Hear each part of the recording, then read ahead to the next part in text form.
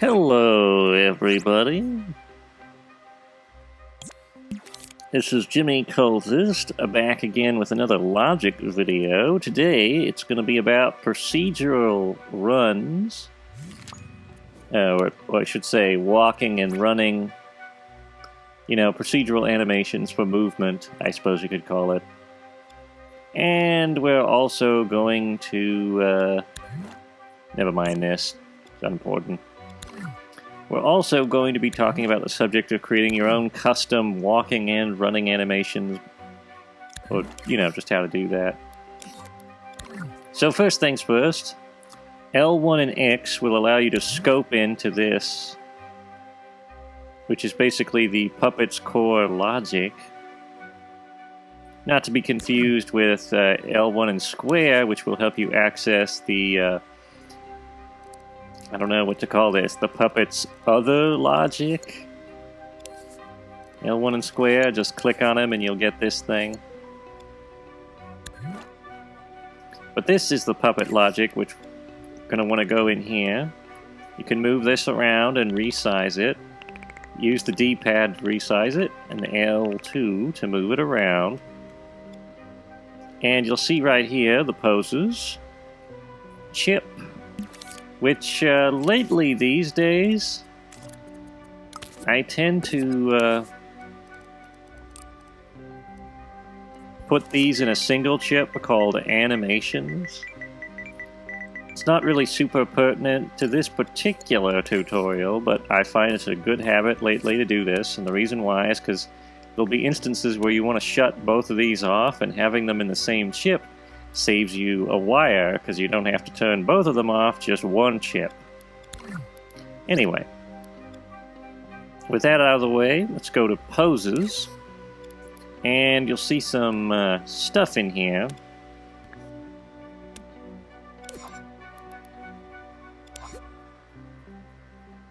We got the movement strength hooked up to the restart timeline option. Probably wondering, what this is even about. I'll try to explain it real quick. It's not really the subject, but it's interesting. We don't need a NOT gate, just so long as there's power. But basically, our idle strength goes in here, which goes in there. And then our procedural animation, or I should say our running animation turns the switch off. You can see these little ports running out, but basically that's just for our idle to kick in. See, you'll start doing this. I don't really care about the idle, though. Let's get rid of that. When you stamp out a deluxe puppet, though, you will automatically see two keyframes evident. I'm gonna take out the deluxe puppet just to show you what it looks like. There'll be the idle strength hooked up to an idle pose, and the running strength hooked up to a running pose, which we might as well get into that right away. I'm going to go ahead and delete this one so that I can talk about what they do. Now usually the puppet will already have a pose in place, recorded with the keyframe. But in this case, I'm going to take completely blank new ones. I'm going to call this Run. Put that right there, and we'll call this one Idle, just so we recreate the situation you commonly have when booting up a deluxe puppet. Now there is another puppet, an older one. I believe it's called Blank. Yeah, Blank Puppet Basic. However, I don't really advise using those at all. There's not that many benefits. I mean, there's probably some reason to use them, but I haven't figured it out.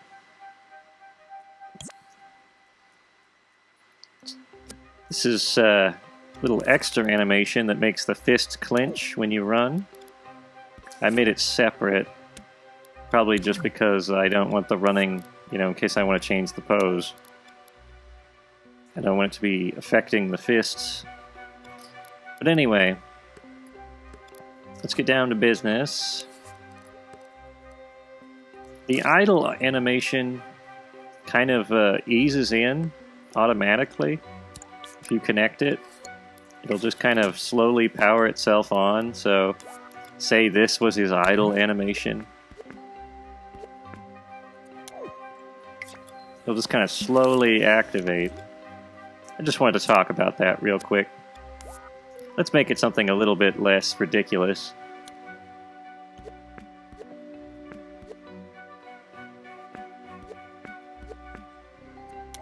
Idle animation is not super important to what we're doing, but it is sort of relevant. Anyway, first off, I'll show you that in here is where you can control a lot of the presets for running animations. These are things that helpfully built into the game already. If you just press walk, you can actually preview these. And if you're wondering why he's looking at the imp, just turn off auto look and he won't do that anymore.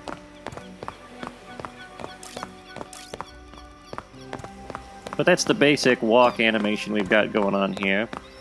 You can add more arm flail. Well, actually, that's arm vigor. Arm flail looks like this. Pretty hilarious. You can add more springiness, which will make him kind of floppy. I will say, springiness kind of adds more realism occasionally, because he'll be a bit more natural, you know? Do it delicately, though. Springiness, if he's going high velocity, the springiness will start to make him look stupid. There's stiffness, which just kind of makes you a little stiffer. Good for robots. Limberness basically makes the upper torso waggle back and forth. Sway makes the hips sway back and forth. Might be excellent for the ladies, I suppose. Sassiness makes the shoulders go back and forth. Combined with sway, you can get this kind of devil-may-care walk cycle. Then there's lean leg. I think lean leg only works when you're running. It's like how when you break into a run, lean leg will become important.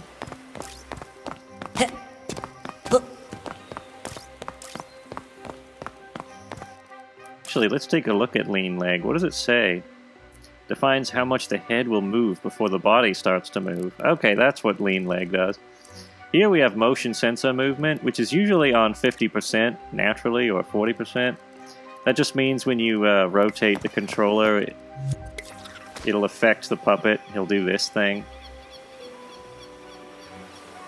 It's interesting, but in most games you won't want it. It's kind of troublesome. Might be cool for a puppeteering game. Here we have slidiness. Use it to make the puppet run in the spot while accelerating.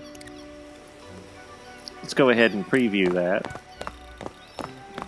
It's a little bit more difficult to see when previewing, but it's basically kind of this more gradual... I guess it'd be good for ice. Like if you're on ice, slidiness would be great.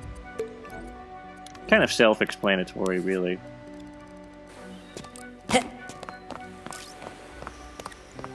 Then there's skatiness. Skatiness just seems to kind of like nullify your foot movement quite a bit.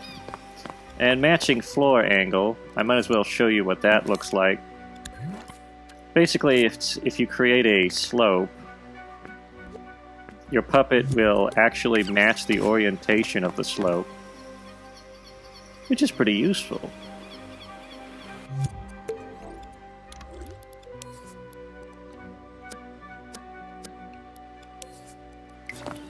I actually don't use that one often enough, to be honest.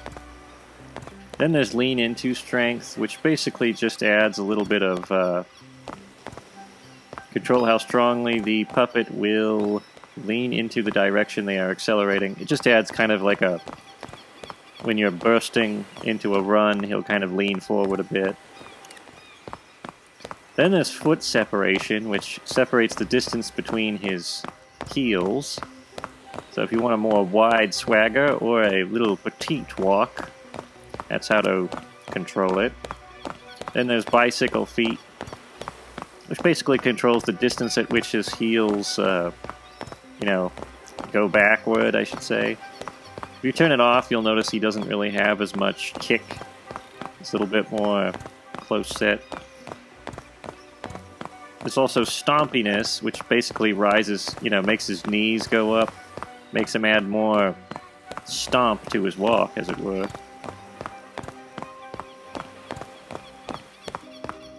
Then there's T-Rex tread.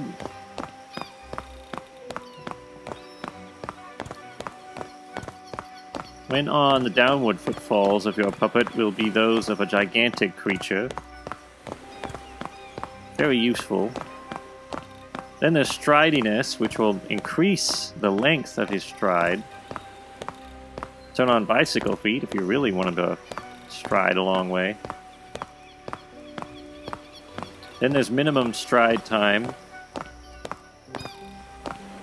which you can really make him walk slow if you turn it up to its highest point. If you turn it down, though, you can have him do a quick little skip like this. You do have to turn down stridiness, though, because they're kind of mutual. They form a symbiont circle, as Obi-Wan would say. Then there's center of gravity, which basically just controls when he's walking, how close to the floor he is. In idle, it doesn't really affect anything. It's just, when running, will he be walking low or high? Then there's bounciness, and bounciness is just basically a little up and down movement when he's running, to kind of give him a bobbing cycle. And I'll go into how when you're pressing this, you can actually add poses. We'll go back over here to run and connect it real quick. You can do the same with walking strength if you want him to have a different animation when walking. But if you press this without any animations recorded, that'll be his most basic stance. So I would keep that in mind. Basically, before you've added anything else, get in your basic limitations that you want before you add the walking animation and the running animation. We'll go ahead, though, and give him a running pose. Lean him forward a bit. Hold his arms up. That's pretty natural when running. Head forward. If you're having any trouble figuring out a good pose, I would advise looking at real photos of how people run. I know he's like a marshmallow thing, but, certain principles apply.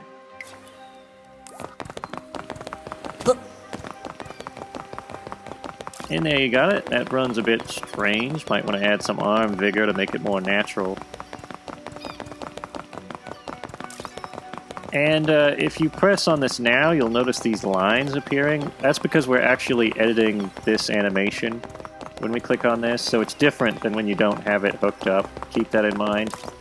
The changes you make will actually be animated changes, and when you're not running, those changes will cease to exist. So keep that in mind. Let's add a little stride.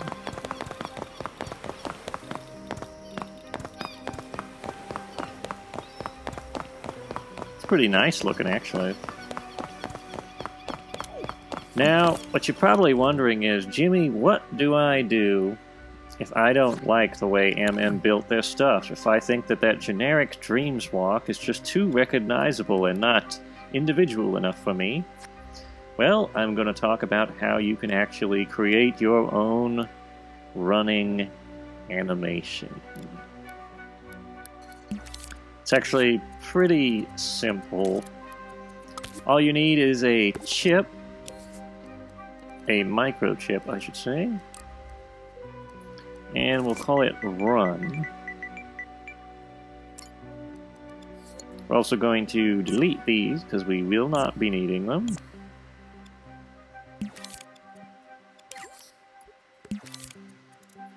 And we're going to create our own custom run animation using a timeline set to loop. We're also going to put another timeline in there, and you're probably wondering why. Why, Jimmy? Well, it's so we can connect a switch to the second timeline. This is probably a bit confusing.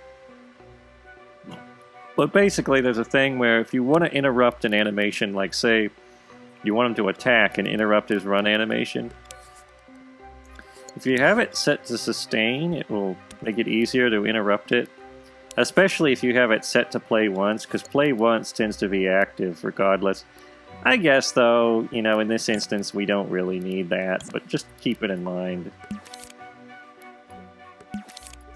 Anyway, now that we've got a timeline, I guess I'll have to make something with the action recorder. You could use the keyframe also. We'll go to keyframe mode, and we'll just give him something to start with. This isn't going to be very good, because I think it takes a lot of meticulous time to do this sort of thing.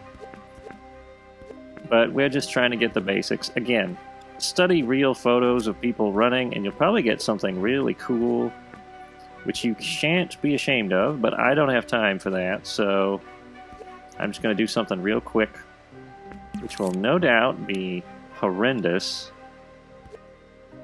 Alright, pull the leg forward, pull this one back.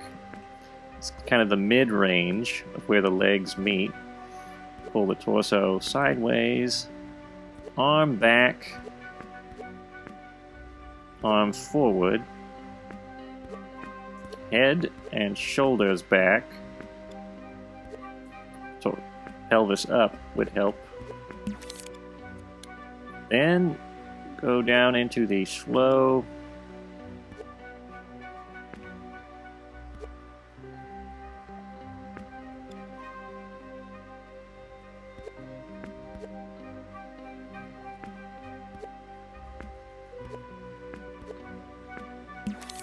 Another thing you might want to do is lift the leg. See, this is lifted, but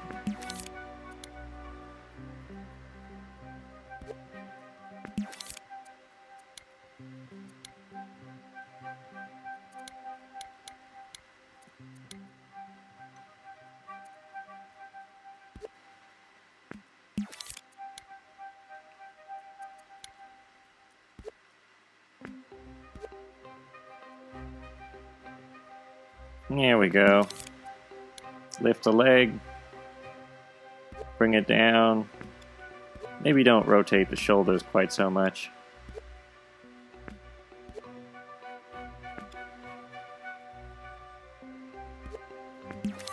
Alright, let's review this. I'm gonna pull this back here.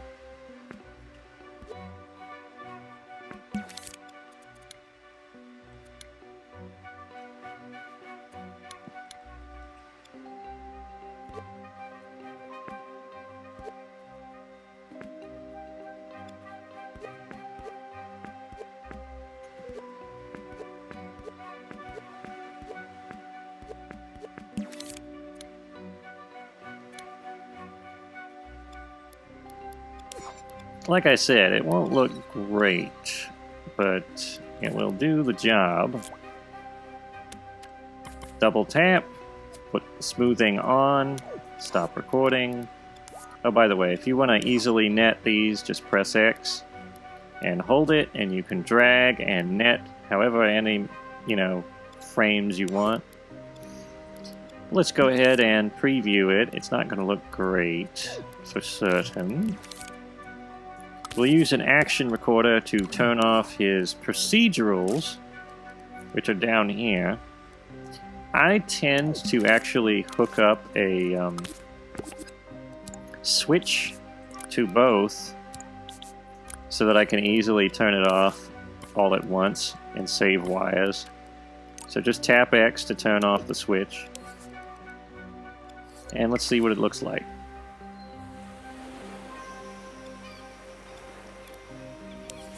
little more gusto might help. That looks ridiculous.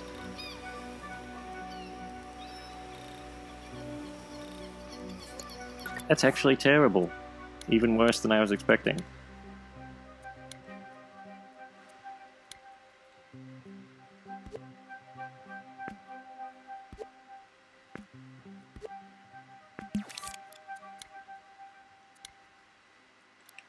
That might be better. There we go. That's a little bit more like a run animation. The arms are still a little goofy, though. I'm sorry, I shouldn't be messing around with this, but...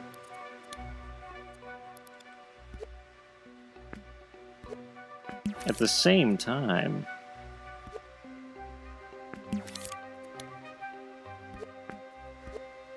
I can't help it. It looks bad, and I want it to look better. Well, this'll just have to do. I've got it at 200%, which is actually pretty fast. You can make it faster if you want to, though. Also kind of take the energy out of it, which really wouldn't, you know, messing with the amplification. But the principle is, put it on the timeline, pull the timeline back, and since it's set to loop, we're going to get a constant loop of the animation. You can also increase the speed, if for whatever reason you want to. And you may be wondering, you will kind of have to turn off your procedurals, because otherwise, if you don't, his feet will get hooked up on the ground and do this thing. Which might not actually be bad, depending on how your animation is designed. It might feel a little more natural. But generally, you will have to turn off his procedural animations. And when the procedural animations are turned off, none of these outputs really work. I think a few of them do. I think acceleration or velocity does, but none of the others tend to work, so keep that in mind. And the reason that we don't care about the fact that this thing no longer works, you're like, oh, how am I going to get him to run at the right time and idle and all that? Well, it's simple. We got this thing called a movement sensor. And we got this other thing called a calculator. By hooking up overall velocity to operand 1 and setting it to greater than, and choose your speed with discretion. Go ahead and give it a test.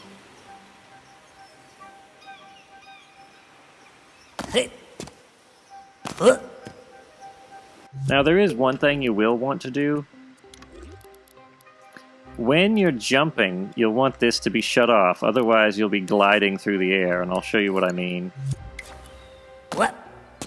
You'll notice that this is awkward and weird looking, which might not be bad if you're actually aiming for that. But let's show you what to do. Just go to the jump ascent, the jump descent, and the jump peak. And turn off this chip, open it up with square and L1, or L1 and square I should say. And press X on the power, and that will turn it off. And that will reassure that none of your walking or running animations play while you're jumping.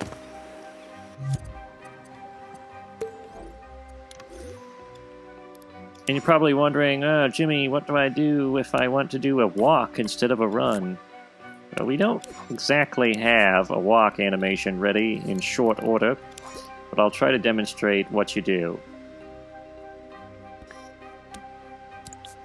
Just hook this up and turn the speed down a bit, or turn the operand 2's value, like, has to be greater than this. This is a very minute amount, so he'll start walking pretty much immediately. I don't know if we can really change the walk animation that much. Like I said, we don't have time, but I'll do my best. And we'll maybe add some speed to this so that it looks a little bit more discernible from the walk.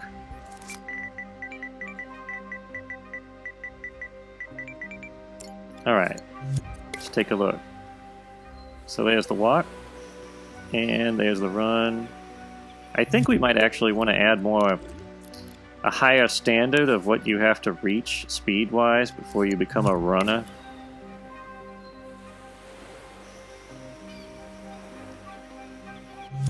Another thing to keep in mind is you will want your you will want the walk turned off when you reach run velocity, otherwise you're going to have some weird overlap.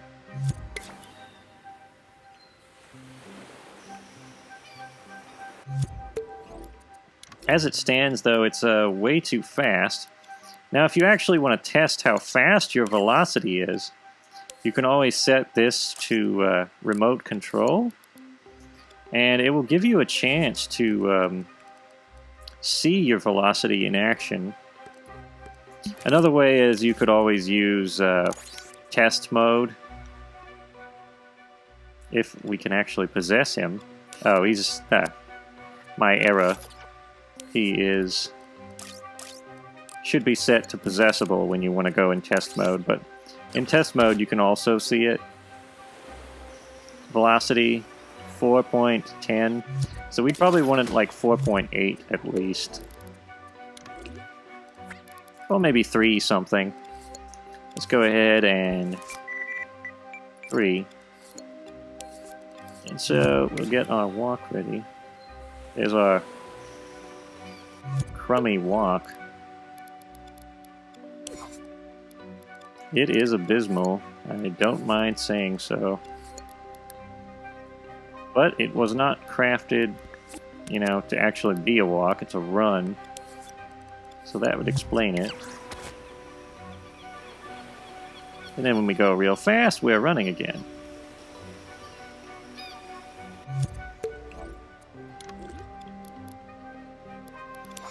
And an idle would simply be taking a NOT gate, hooking it up, hooking up the overall velocity to the NOT gate.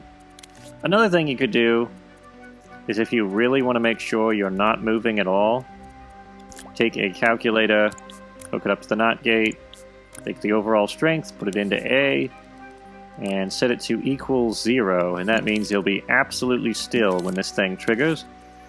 And just take out a keyframe, and we'll add an idle animation.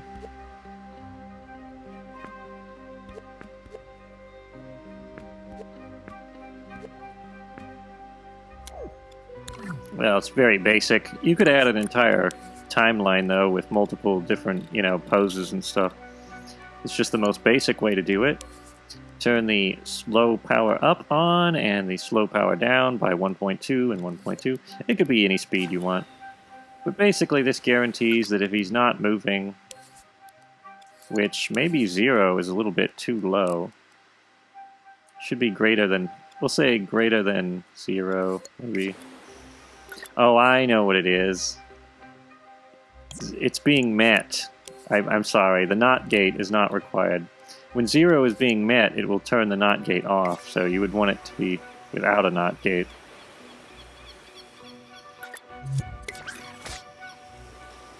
And there we go. Let's take a look at the... Alright, just making sure it's off. Also, we've got them both turned off, which is good.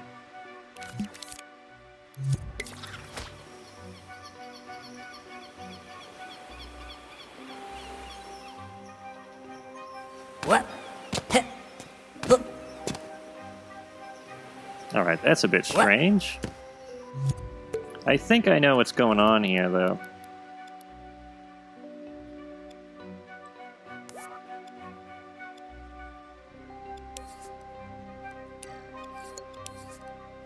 It's probably the velocity. Also... because when he's running, he's still got velocity, you see. What? Hey. What? Hey. That's the only downside, I would say, to this procedural method, or this more hands-on, is that the movement sensor counts any kind of movement. However, in here, you can kind of make it only a certain type, like... if we only wanted Y and X or Z, overall movement, you know, can be mitigated. let's go ahead and try it with Z, and this thing will help you get an idea of what these axes represent.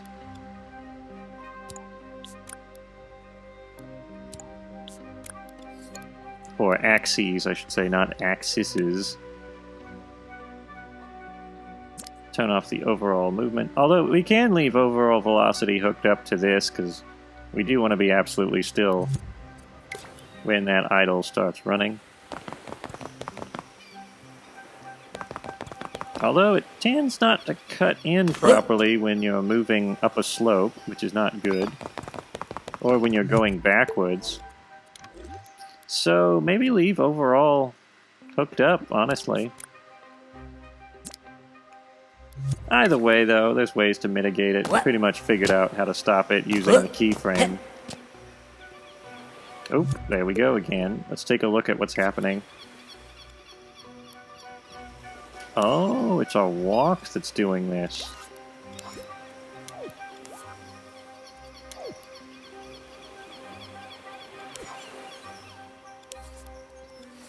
That's actually very weird now that I think about it.